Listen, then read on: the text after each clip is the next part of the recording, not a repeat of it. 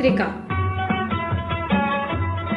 नमस्कार, उद्योग पत्रिका के इस अंक में आप सभी का स्वागत है।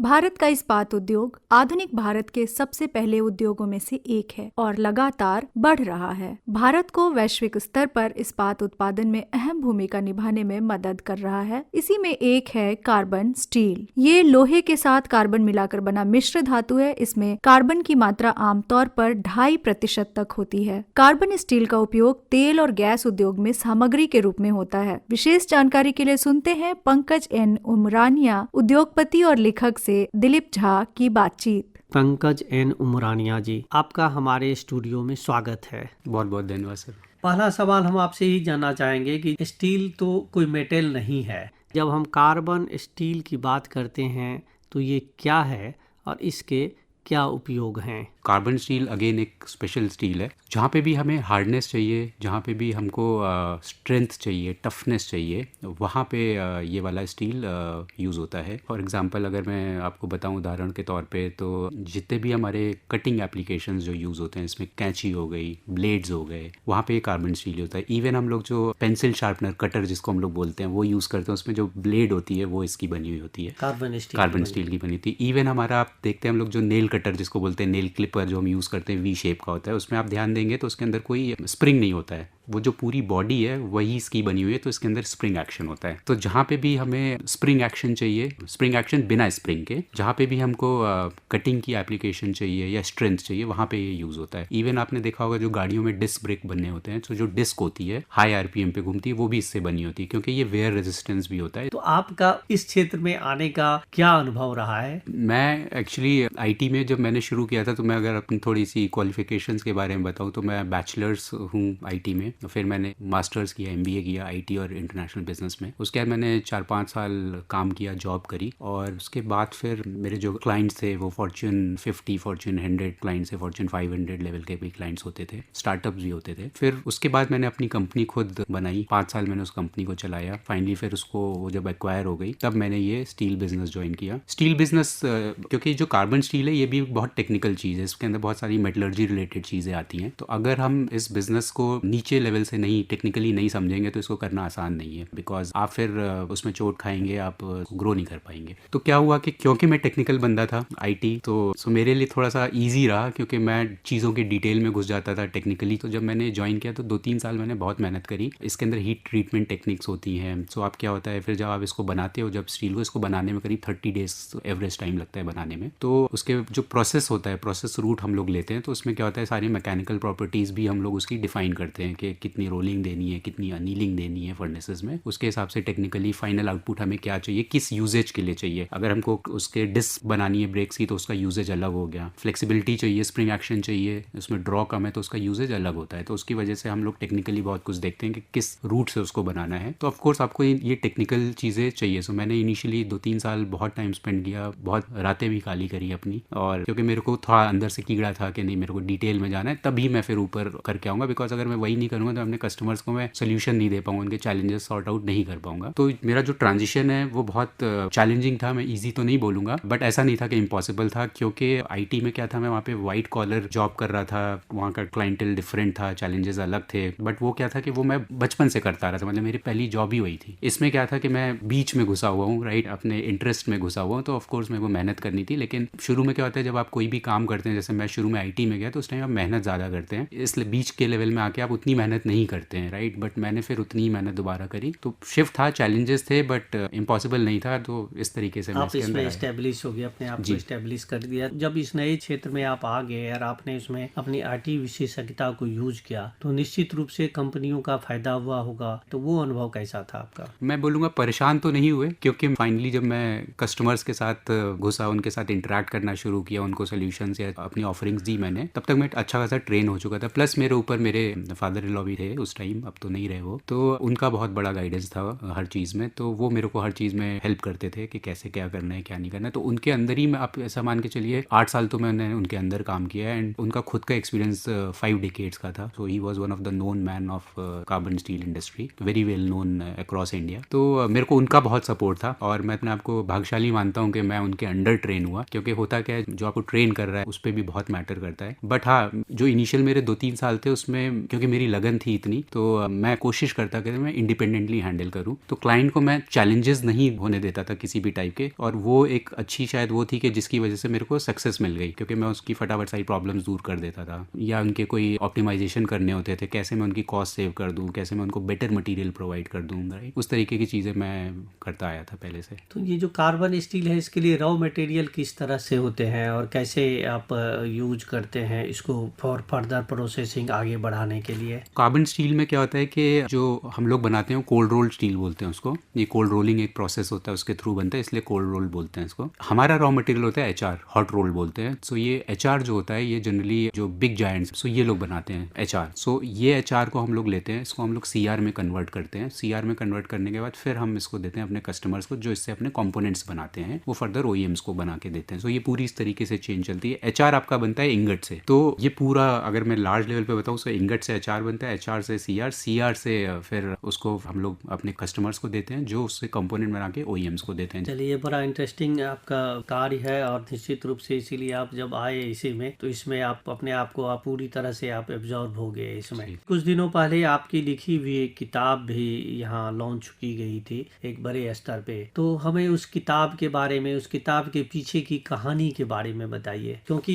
एक आईटी का आदमी, एक जो कि एक मेटलर्जी कार्बन स्टील में अपने आप को प्रोग्रेस कर गया, फिर उसका ये एक जो इंटेलेक्चुअल के रूप में कहा जाता है कि एक राइटिंग होती है, तो उस शेयर को आपने किया है और ये इतने बड़े स्तर पे उसका लॉन्च भी हुआ है। तो इसीलिए हमारे मन में भी उत्सुकता है कि ऐसा कैसे होगा, निश्चित रूप से सुनने वालों को भी अच्छा लगेगा। जी, देखिए, पहले तो मैंने कभी नहीं सोचा था कि मैं कोई बुक लॉन्च करूंगा या बुक राइट करूंगा। मेरा कोई ऐसा कोई प्लान नहीं था या कभी मेरा कोई ऐसा सपना नहीं था। हुआ कैसे कि जब मैं स्टील में आया, क्योंकि मैंने नीचे से सारी चीज़ें सीखनी शुरू करी, तो जब मैं फिर क्लाइंट से अपने बात करता था तो मेरे को समझ में आया कि उनको बहुत चैलेंजेस होते हैं अच्छा सप्लायर ढूंढने में, quality, high quality steel use करने में। बिकॉज ये जो कंपोनेंट्स ये लोग जो बनाते हैं ना, ये बहुत ही हाई प्रिसीजन कंपोनेंट्स होते हैं, इसमें बहुत सारी एक्यूरेसी चाहिए होती है डिफरेंट लेवल्स। तो मुझे समझ में आया कि उनके पास अच्छा सप्लायर नहीं है, उनको कोई गाइड नहीं कर रहा है, उनको टाइम से सप्लाई नहीं मिल रही, उनके कस्टमर सफ़र कर रहे हैं, क्वालिटी पे उनकी टीम ध्यान नहीं दे रही है, बहुत सारे रिजेक्शंस हो रहे हैं, लास्ट मिनट पे रिजेक्शन हो रहे हैं। स्टील को बनने में लगता है 30 से 45 दिन लग जाते हैं बनने में। सो आप सोचिए, अगर आपका एंड में स्टील जब आप कंपोनेंट बनाने बैठे उस टाइम कंपोनेंट रिजेक्ट हो गया, आप कस्टमर्स को, ओईएम कस्टमर्स को कुछ दे ही नहीं सकते, क्योंकि नया स्टील बनने में 30 से 45 दिन लगेंगे। तो हो क्या रहा है कि उनकी प्रॉफिटेबिलिटी भी खत्म हो रही है, राइट, और वो इतनी मेहनत कर रहे हैं उसके बाद भी वो स्ट्रगल कर रहे हैं, मतलब हर दिन उनका एक स्ट्रगल में जा रहा है। तो क्योंकि मैंने सारे चैलेंजेस फर्स्ट हैंड देखे थे, एक्सपीरियंस किए थे, तब मुझे ये समझ में आया कि क्यों ना मैं एक इस तरीके की बुक लिखूं जिसमें जो मेरे एग्जिस्टिंग कस्टमर्स हैं या जो नए बिजनेसमैन इसके अंदर आना चाहते हैं। बिकॉज हम लोग ऐसा बोलते हैं अपने लाइन में कि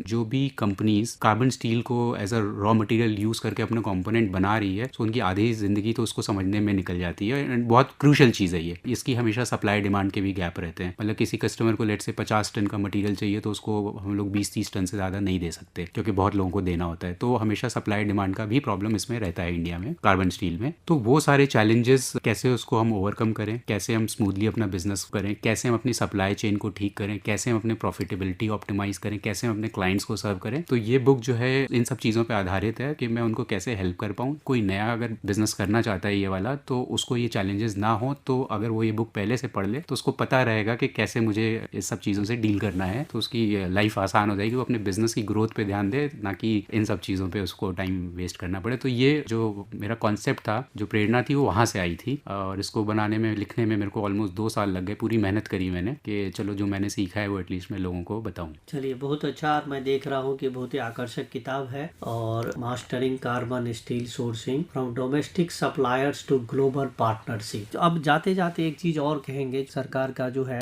स्टार्टअप और जो उद्यमशीलता है, जो इंटरप्रेन्योरशिप डेवलपमेंट पे बहुत बड़ा फोकस रहा है, और उसके परिणाम भी दिख रहे हैं, क्योंकि नौकरियां कम हैं। इसीलिए जो पढ़े लिखे लोग हैं उन्हें प्रेरित किया जा रहा है, अवसर दिए जा रहे हैं, फाइनेंशियल सपोर्ट दिया जा रहा है कि वो इस क्षेत्र में आगे आए। लेकिन कई बार ऐसा होता है, लोग आगे आने से भी डरते हैं। दूसरा, अगर एक क्षेत्र में आगे वहाँ सफलता सफलता मिल गई तो उसको चेंज करने से भी डरते हैं। इस मामले में ऐसे लोगों के लिए आप क्या संदेश देना चाहेंगे, क्योंकि आप खुद भी एक बनी बनाई कंपनी को छोड़ करके, आईटी कंपनी को छोड़ करके, त्याग करके आप एक दूसरी कंपनी में आपने एक सफलता हासिल की है। इसमें मैं ये बताना चाहूँगा कि देखिए, अगर आप कोई भी काम उठा लें आज की डेट पे, भारत में या विश्व में कहीं पे भी, हर काम के अंदर क्या है कि कंपटीशन है। कोई काम ऐसा नहीं है कि जिसमें कंपटीशन नहीं है। आज की डेट पे कोई काम ऐसा नहीं है। तो पहली चीज़ तो मैं लोगों को ये बोलना चाहूँगा कि आपको एक तो डिटरमाइंड होना पड़ेगा, डिसिप्लिन होना पड़ेगा। जैसे हम लोग स्कूल में थे ना, 10th में 12th में, हम कैसे डिसिप्लिन तरीके से पढ़ाई करते थे। हमें पता था कि अगर इसमें बर्बाद कर दिया तो आगे हमारा सब खराब हो जाना है, राइट। तो अगर आपके अंदर उस तरीके का डिसिप्लिन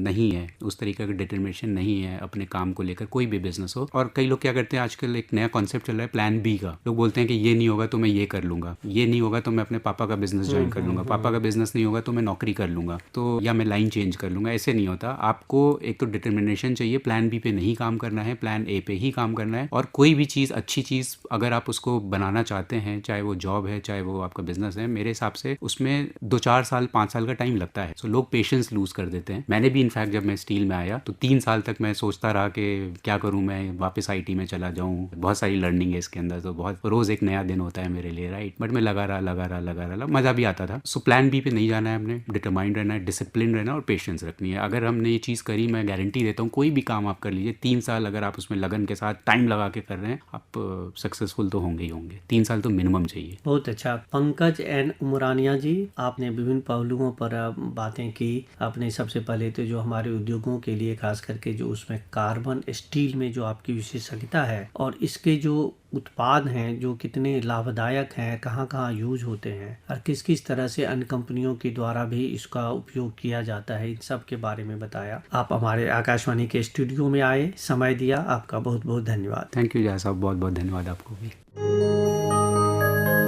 और अब कुछ उद्योग जगत की बातें। माननीय प्रधानमंत्री नरेंद्र मोदी ने मंगलवार को भारतीय उद्योग जगत से ऐसे समय में वैश्विक अवसरों का लाभ लेने के लिए बड़े कदम उठाने का आह्वान किया जब दुनिया भारत को भरोसेमंद साझेदार के रूप में देख रही है। उन्होंने कहा कि सरकार विनिर्माण और निर्यात को बढ़ावा देने के लिए 2 मिशन शुरू करेगी। नियामकीय, निवेश और कारोबारी सुगमता के सुधारों पर बजट बाद उन्होंने उद्योग जगत से ऐसे नए उत्पादों की पहचान करने के लिए कहा जिनका विनिर्माण देश में किया जा सके और वैश्विक मांग को पूरा किया जा सके।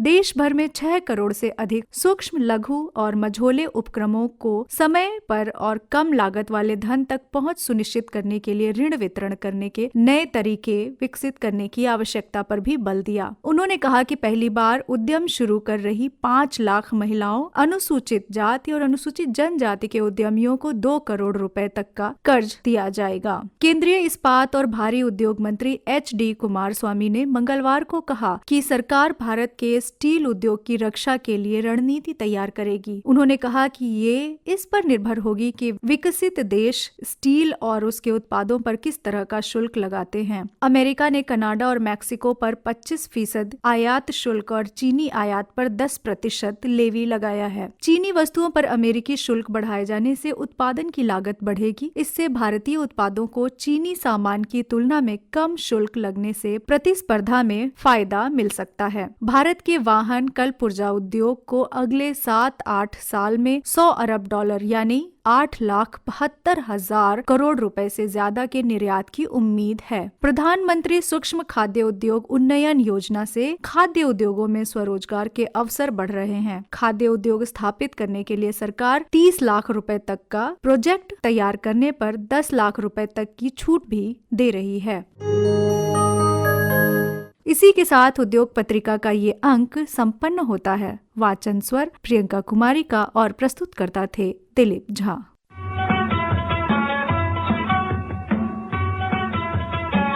उद्योग पत्रिका।